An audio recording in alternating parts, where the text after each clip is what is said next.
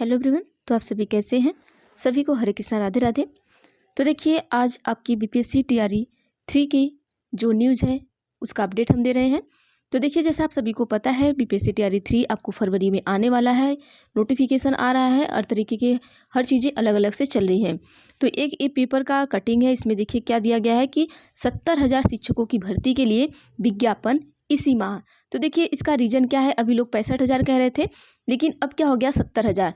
तो देखिए, ये लगभग 70,000 ही नहीं, इससे ज़्यादा भी वैकेंसी आ सकती है और आपकी बहुत बड़ी वैकेंसी आ सकती है। क्योंकि देखिए, इन्होंने क्या कहा था, पूरक रिजल्ट देने के लिए कम से 20 से 25,000 तक इन्होंने पूरक रिजल्ट देने के लिए कहा था, और जिससे इन्होंने नकार दिया है। फिर टीआरई 1 में भी आपकी बहुत सारी सीटें वैकेंट रह गई हैं। फिर उसके बाद आपके जो नियोजित शिक्षक हैं उनकी सीटें जो वैकेंट रहेंगी, वो सारी सीटें मिलाकर समझिए जितने भी भर्ती की सीटें हैं, जितनी भी सीटें हैं, वो मिलाकर आपको दे दिया जाएगा टीआरई 3 में। तो आप सभी इतना मेहनत करिए कि टीआरई 3 में आप चीज़ों को कर जाइए, क्योंकि देखिए टीआरई 3 ही आपके लिए अच्छा चांस है। और बात करते हैं सीटेट वालों के लिए। तो सीटेट जो अभी अपेयरिंग में है, अगर उनका रिजल्ट आ जाता है तो वो फॉर्म भर लेंगे। नहीं तो देखिए, नोटिफिकेशन में क्या देते हैं, एस टेट वालों को लिए क्या देते हैं, क्योंकि एस टेट का जो एग्ज़ाम है आपका मार्च में ही है, ठीक है। तो अगर वे अपेयरिंग में देंगे, एस्टेट अपेयरिंग में देंगे, तो हो सकता है सीटेट को भी दे दें, क्योंकि देखिए जो एस्टेट है वो अपेयरिंग में है आपका, और सीटेट का जो रिजल्ट है वो भी शायद फरवरी लास्ट या मार्च के फर्स्ट वीक तक ही आए। तो ऐसा होगा कि अगर इस तरीके से चला तो इस बार वाले सीटेट नहीं अप्लाई कर पाएंगे। तो इसलिए वे क्या करेंगे कि अगर वे देते हैं आपको सीटेट अपेयरिंग वालों को मौका, तो आपको भी मौका मिलेगा। तो आप एक काम करिएगा, आप सभी अपनी तैयारी को जारी रखिएगा। ये मत सोचिएगा कि हम अपनी तैयारी को जारी नहीं रखेंगे जब देखिए हमें अपेयरिंग में वालों को मौका देते हैं या नहीं देते हैं।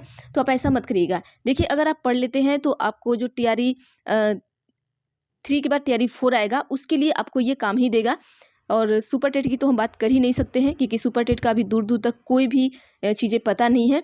तो आइए हम देख लेते हैं इसमें क्या दिया गया है कि जो तीसरे चरण का आपका शिक्षा विभाग है, तीसरे चरण के लिए जुट गया है तैयारी में, और फरवरी में विज्ञापन जारी किया जाएगा, और जल्द ही इस संबंध में सामान्य प्रशासन के विभाग से बीपीएससी को अधियाचना भेजेगा। और देखिए, यहाँ पर कहा भी गया है कि करीब आपके 70,000 पद, कितने 70,000 पदों पर विज्ञापन जारी होने की क्या है उम्मीद है। और विभाग ने निर्णय लिया है कि दूसरे चरण की नियुक्ति के तहत पूरक रिजल्ट अब प्रकाशित नहीं कराया जाएगा।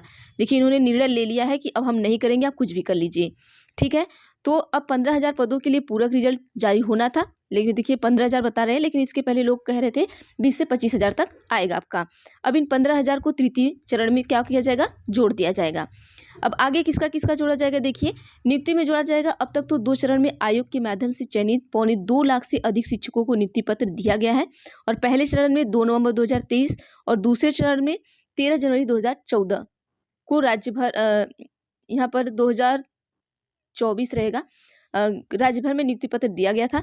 दोनों चरणों में पूर्व नियोजित 20 से 25,000 शिक्षक आयोग द्वारा भी क्या है यहाँ पर चयन के बाद नियुक्ति हुए हैं, और इन पदों को भी तृतीय चरण में जोड़ा जाएगा। देखिए कि जितने भी 20 से 25,000 शिक्षक आयोग के चयन के बाद नियुक्त हुए, और इनको भी क्या किया जाएगा, जोड़ा जाएगा। इस तरीके से आप मान के चलिए कि 70,000 से प्लस ही वैकेंसी आपको आने वाली है। तो ये आपके लिए बहुत बड़ी वैकेंसी है, आप अपनी तैयारी में लग जाइए। और जो सीटेट वाले अपेयरिंग वाले हैं, आप ये मत सोचिए कि जब हमें अलाउ होगा या हमारे नोटिफिकेशन में आएगा कि सीटेट अपेयरिंग वाले भी एलिजिबल हैं, तब हम अपनी तैयारी को शुरू करेंगे। देखिए, आप अपनी तैयारी करिए, आप पहले स्टार्ट करिए अपना जीएसजीके, क्योंकि जीएसजीके आपका कहीं भी एग्जाम देने जाएंगे आपको आएगा। आप रीजनिंग पढ़िए, जीएसजीके पढ़िए, क्योंकि ये ऐसा सिलेबस है आपका टीआरई 3 का कि आप कोई भी एग्जाम दीजिए उसमें ये सिलेबस सारा आता है। तो आपका पढ़ा हुआ खराब नहीं जाएगा। तो 1 महीने आप मन लगाकर इसको पढ़ लीजिए। अगर अपेयरिंग वाले आते हैं तो ठीक है, नहीं आते हैं तो उसके लिए आप लड़ नहीं सकते हैं, क्योंकि देखिए उसके लिए इस तरीके से हम आपको दिखा देना चाहते हैं कि जैसे ही कि अब पूरक रिजल्ट के लिए लोग लड़ रहे हैं, तो वे क्या कर रहे हैं कि हम इन्हें बाध्य कर देंगे अगला एग्जाम देने, या टीआरई 3 में इन्हें हम बाध्य कर देंगे। तो इसी तरीके से हम अपेयरिंग वालों को भी बता रहे हैं। हो सकता है कि आपका आंदोलन हो, चीज़ें हो, बातें बढ़ाई जाए, लेकिन ये बात सरकार के ऊपर है कि सरकार मानती है, नहीं मानती है, क्या करती है।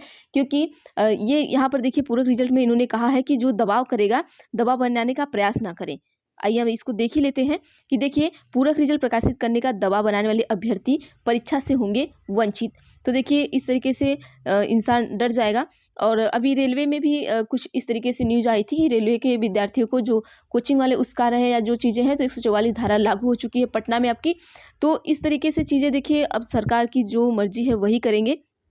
तो देखिए आगे यस टेट वालों का और सी टेट वालों का क्या होता है, लेकिन आप अपनी तैयारी को जारी रखें। शिक्षा विभाग ने वैसे अभ्यर्थियों को आगाह किया कि जो द्वितीय चरण की शिक्षक नियुक्ति में पूरक रिजल्ट प्रकाशित करने के दबाव बना रहे हैं। विभाग ने आदेश जारी किया कि ऐसे अभ्यर्थियों को क्या करेंगे, चिन्हित करके बीपीएससी की अगली परीक्षा से क्या करेंगे, वे वंचित करने की कार्रवाई की जा रही है। इसलिए निर्देश दिया जाता है कि कोई भी अभ्यर्थी विभाग या आयोग पर पूरक रिजल्ट जारी करने का दबाव बनाने का प्रयास नहीं करे और द्वितीय चरण की शिक्षक नियुक्ति की परीक्षा में पूरक रिजल्ट नहीं जारी करने का निर्णय लिया गया है। अब देखिए ये इन्होंने निर्णय ले लिया है कि नहीं करेंगे, और ये कह रहे हैं कि किसी भी तरीके का आप दबाव मत करें, नहीं तो अगली जो आने वाली वैकेंसी है उसमें हम आपको क्या करेंगे कि उससे वंचित कर देंगे, आपके ऊपर कार्रवाई करेंगे। तो भाई अब कोई भी ये नहीं चाहेगा कि चलिए पूरक रिजल्ट के लिए हम दबाव नहीं कर रहे हैं, 1 नंबर से नहीं हुआ तो हमारी ये तीसरी भी वैकेंसी भी छूट जाए, तो लोग पीछे हट जाएंगे। अच्छी बात है, आप अपनी तैयारी करिए, क्योंकि इन सारे लफड़ों से लड़ने से अच्छा है कि हम थोड़ा सा और मेहनत करके इसमें कर लें। हाँ, ये चीज़ तो है कि हमारा 1 नंबर 2 नंबर से नहीं होता है, तो चीज़ें बहुत वो होती है, लेकिन हम सरकार के आगे कर क्या सकते हैं, हम अपने एक लिमिट तक ही लड़ सकते हैं। और क्योंकि उनके पास भी अपना शासन है और हमारे पास भी है, संविधान सबके लिए बराबर है, लेकिन तो जिसके पास पावर होता है आप समझ सकते हैं कि वो आपको दबाने का काम बहुत ज़्यादा करता है। अगर उनके पास पावर है तो हमें दबाने का काम वो ज़्यादा करेंगे। तो बाकी देखिए अब अपेयरिंग वाले का क्या होता है और यस स्टेट वालों का, अब वो नोटिफिकेशन आएगा तभी आपको पता चलेगा। तो चलिए, अब जिस तरीके से आपका नोटिफिकेशन आएगा जो आएगा हम आपको बता देंगे। तो प्लीज़ अगर चैनल पर नए हैं तो चैनल को सब्सक्राइब कर लीजिए आप सभी, और बेल आइकन को भी क्लिक कर लीजिए ताकि जो भी मैं वीडियो बनाऊँ आप तक ज़रूर पहुँचे। और प्लीज़ वीडियो को लाइक भी क्या करिए ताकि ये वीडियो ज़्यादा से ज़्यादा लोगों तक पहुँचे।